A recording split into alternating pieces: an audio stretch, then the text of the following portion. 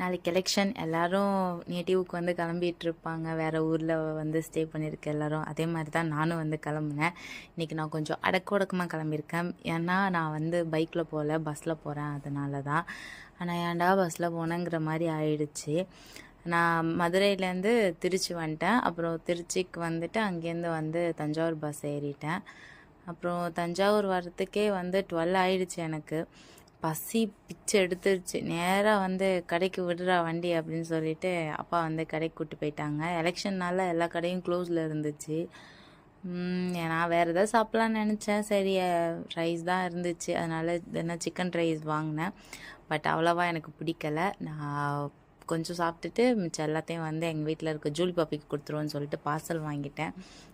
அதையும் வாங்கிட்டு நேராக வீட்டுக்கு விடுறா வண்டியை, நாளைக்கு போய் ஓட்டு போடணும் அப்படின்னு சொல்லிட்டு நான் கிளம்பிட்டேன். நாளைக்கு பார்ப்போம். பாய்.